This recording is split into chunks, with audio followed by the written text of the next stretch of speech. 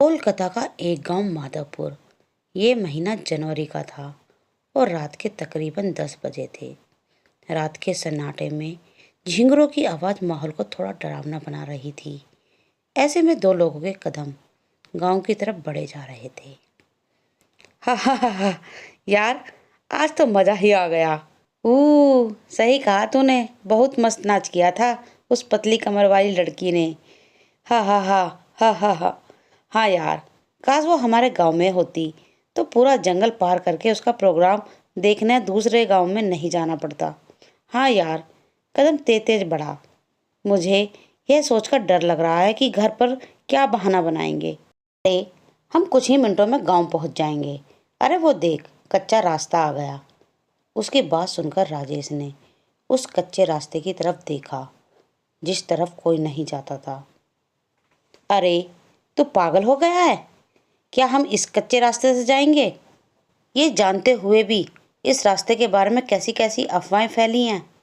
अरे तू भी ना राजेश, खुद ही अपने मुंह से कह रहा है कि अफवाह फैली हैं और फिर डर भी रहा है।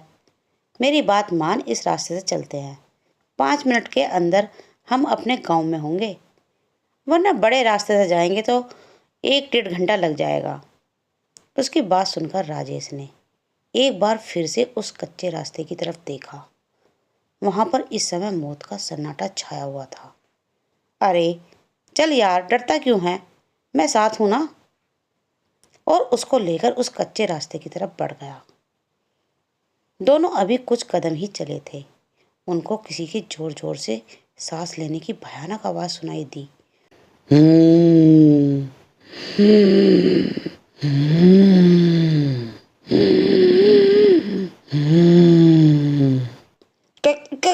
कौन कौन? अरे यार, डरता क्यों है, कोई कुत्ता ही होगा। सुरेश अभी आगे चला ही जा रहा था कि तभी आवाज के साथ उसको किसी के कदमों की आहट सुनाई देने लगी। ओह ओह ओह, मैंने कहा था ना कि यहाँ जाना ठीक नहीं है। अबे, तो मुझे भी डरा रहा है। देख, अंधेरा भी बहुत ज्यादा है, कुछ नजर नहीं आ रहा।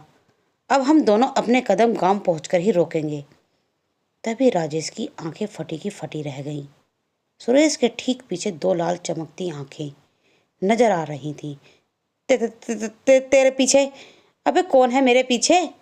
सुरेश ने जैसे ही पलटकर पीछे देखा, किसी ने उसका पैर पकड़ा और उसको झाड़ियों में खींचकर ले गया। आ आ आ राजेश, राजेश बचाओ मुझे, राजेश। वो बिजली की रफ्तार से आंखों से ओझल हो गया। राजेश की डर का कोई ठिकाना नहीं रहा। वो दिल में बस खौफ लिए तेजी से गांव की तरफ दौड़ने लगा और जब तक वो गांव नहीं पहुंच गया तब तक उसने अपने कदम नहीं रोके। अगली सुबह जब वो गांव के कुछ आदमियों को साथ उस कच्चे रास्ते की तरफ ले गया तो उसको सुरेश की लाश के 2 टुकड़े जमीन पर पड़े मिले। सुरेश, उसकी आंखों में आंसू बह रहे थे और इस तरह उस कच्चे रास्ते का खौफ माधवपुर में और भी ज्यादा बढ़ गया। इस घटना के 3 महीने बाद दामिनी, जो कि 21 साल की एक खूबसूरत लड़की थी, अपनी विधवा माँ और छोटी बहन पायल के साथ इस गांव में रहने के लिए आई। बेटा, हमने वो गांव छोड़कर ठीक नहीं किया। अब पता नहीं यहाँ के लोग कैसे होंगे। मम्मी, थोड़ा सा तो एडजस्ट करना ही पड़ेगा ना। उस घर का किराया बहुत ज़्यादा था, कुछ दिन यहाँ गुजार लेंगे तो सब नॉर्मल हो जाएगा। वो तीनों अब माधवपुर के घर में रहने लगे। कुछ ही दिनों में वो गांव उन्हें अपना सा लगने लगा। दामिनी उसी गांव के कुछ बड़े घरों में कामकाज करके अपना घर चलाने लगी। पड़ोस में रहने वाला लड़का समीर दामिनी को दिल ही दिल में पसंद करने लगा था, लेकिन उससे बात करने में थोड़ा हिचकिचा रहा था। एक शाम दामिनी अपना काम खत्म करके घर पहुंची तो पायल घर में कहीं नजर नहीं आई और माँ काफी परेशान दिख रही थी। माँ, पायल कहाँ है? वो दोपहर के वक्त टहलने निकली थी लेकिन अभी तक घर नहीं लौटी। मैंने आसपास पता भी किया लेकिन कहीं भी नजर नहीं आई। मुझे तो बहुत डर लग रहा है, पता नहीं कहाँ गई है वो। अरे माँ, आप डरिए मत, मैं अभी उसे ढूंढ कर ले आती हूँ। इतना कहकर दामिनी घर से बाहर निकली और वो आसपास के इलाकों में उसको देखने लगी, लेकिन उसको पायल कहीं नजर नहीं आई। फिर घर वापस आते वक्त उसकी नज़र उस कच्चे रास्ते पर पड़ी। हर जगह देख लिया लेकिन कहीं नहीं मिल रही है। अब तो बस यही एक जगह बची है, हो सकता है वो यहीं पर हो। उसको जंगल में जाना बहुत पसंद भी है। ऐसा कहकर वो उस रास्ते की ओर बढ़ गई। दोनों तरफ घना जंगल और उसके बीच से निकलता हुआ वो कच्चा रास्ता। अंधेरा होने पर वो और भी भयानक लग रहा था, लेकिन छोटी बहन की तड़प उसे उस रास्ते की तरफ खींचकर ले गई। पायल, क्या तुम यहाँ हो? उसको जवाब में पायल की आवाज़ तो नहीं आई, लेकिन वही सांस लेने की आवाज़ आने लगी। हम्म, हम्म, हम्म, आ लेकिन ये किस जानवर की आवाज़ है? पायल, प्लीज अगर तुम यहाँ हो तो कोई जवाब दो। अब वो डरती डरती तेज कदम बढ़ाने लगी। तभी उसको महसूस हुआ किसी ने पीछे से उसका दुपट्टा पकड़ा है। एक पल को तो उसकी सांस रुक गई। उसने तेजी से पलटकर पीछे देखा। उसका दुपट्टा घनी झाड़ियों में फंसा हुआ था। हे भगवान, मैं तो डर ही गई थी। उसने झुककर अपना दुपट्टा निकालने की कोशिश की। झाड़ियों में काफी अंधेरा था और कुछ भी साफ नजर नहीं आ रहा था। तभी वो सांस की आवाज और भी तेज होने लगी और झाड़ियों से एक हाथ निकला जिसने उसका पैर पकड़ लिया। हा हा हा हा, कौन है? छोड़ो छोड़ो मुझे। वो अब बेहद डर गई थी और अपना पैर छुड़ाकर तेजी से वहां से भाग निकली। उसको लग रहा था कि जैसे कोई उसका पीछा कर रहा हो, लेकिन उसकी हिम्मत नहीं हुई कि वो पीछे मुड़कर देखे।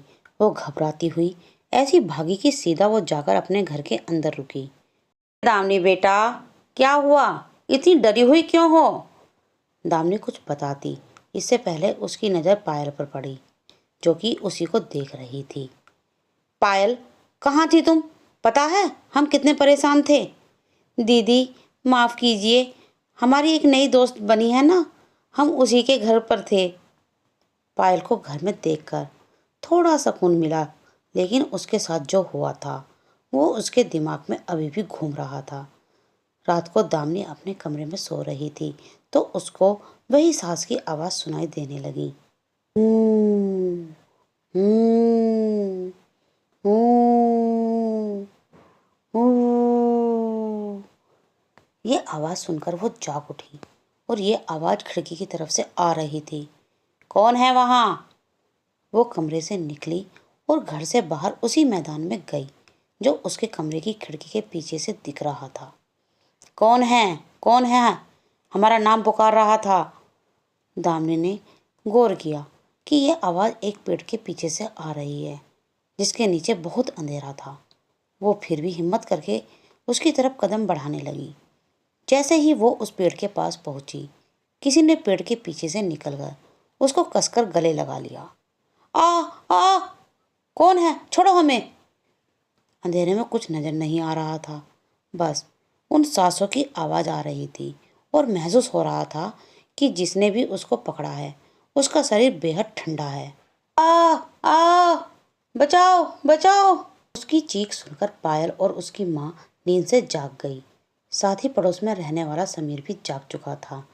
वो तीनों भागकर दामिनी के पास पहुंचे तो देखा कि दामिनी बेहोश पड़ी थी। दामिनी, दामिनी। समीर ने उसको गोद में उठाया और उसको उसके कमरे में लेकर आया। क्या हो गया मेरी बच्ची को? ये आखिर वहां पहुंची कैसे? माँ और पायल दोनों बेहद डरे हुए थे। तभी दामिनी को होश आ गया और उसने आंखें खोलते ही समीर को सामने देखा। आप कौन हैं? दामिनी, ये हमारे पड़ोसी हैं, यही तुम्हें यहाँ पर लेकर आए हैं। तुम घर के पीछे क्या कर रही थी?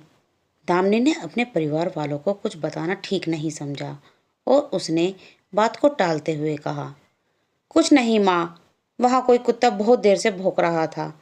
उसकी आवाज़ हमें सोने नहीं दे रही थी, इसलिए हम वहाँ उसे भगाने गए थे। समीर कहता है, आपको वहाँ अकेले नहीं जाना चाहिए था। हम सभी बहुत ज़्यादा डर गए थे। शुक्र है आप ठीक हैं। दामिनी को समीर की आंखों में अपने लिए फिक्र देखकर बहुत अच्छा लगा और इसलिए उसने हल्का सा मुस्कुरा दिया। चलिए, मैं चलता हूँ, आपको कोई भी ज़रूरत हो तो बेझिझक मुझसे मदद ले सकती हैं। आखिर पड़ोसी ही तो पड़ोसी के काम आता है। ऐसा कहकर समीर वहां से वापस अपने घर चला गया। वो अपने बेड पर लेटा ही था, उसको वही सांस लेने की भयानक आवाज़ सुनाई देने लगी। हम्म हम्म हम्म। ये आवाज़ कैसी है? समीर, समीर। ओ, कौन है? कौन है? समीर अपने कमरे से निकला तो उसने सुना कि आवाज़ उसके बराबर वाले कमरे से आ रही है। वो कमरे में पहुंचा तो पाया कि वहां पर कोई नहीं था, लेकिन वो आवाज़ आ रही थी। समीर, समीर। के कौन है? कौन है? जरा इधर आकर देख, मैं कौन हूँ। आवाज़ एक अलमारी के अंदर से आ रही थी। अब समीर के चेहरे पर डर दिखने लगा। उसने गौर किया कि वो आवाज़ अलमारी के अंदर से ही आ रही थी। तुम जो भी हो, ये मजाक बिल्कुल अच्छा नहीं है। ऐसा कहकर समीर अलमारी की ओर बढ़ा। उसने जैसे ही अलमारी का दरवाज़ा खोला तो उसके चेहरे का गुस्सा खत्म हो गया और आंखों में खौफ उतर आया। आ आ आ आ आ। तभी एक भयानक लाल हाथ बाहर निकला और अलमारी का दरवाजा बंद हो गया। आ आ आ आ आ आ। और समीर के चीखने चिल्लाने की आवाज़ अलमारी से बाहर आती रही। कुछ देर चीखने चिल्लाने के बाद अचानक से समीर की आवाज़ बंद हो गई। तभी धड़ाम से अलमारी का दरवाज़ा खुला और समीर की कटी हुई गर्दन अलमारी से बाहर आकर गिरी।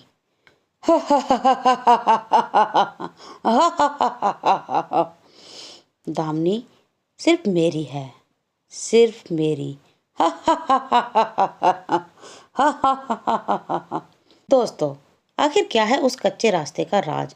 वो भयंकर सांसें किसकी हैं और कौन है जो लोगों की जानें ले रहा है? दामिनी की जिंदगी में अब आगे क्या होगा? इस सभी खौफनाक रहस्यों से पर्दा उठेगा इस कहानी के अगले पार्ट में जल्द ही। तो दोस्तों, इस कहानी का अगला पार्ट सुनने के लिए मेरे चैनल को लाइक करें, शेयर करें और सब्सक्राइब करना ना भूलें। तो दोस्तों, इंतज़ार करते रहें पार्ट 2 का। धन्यवाद।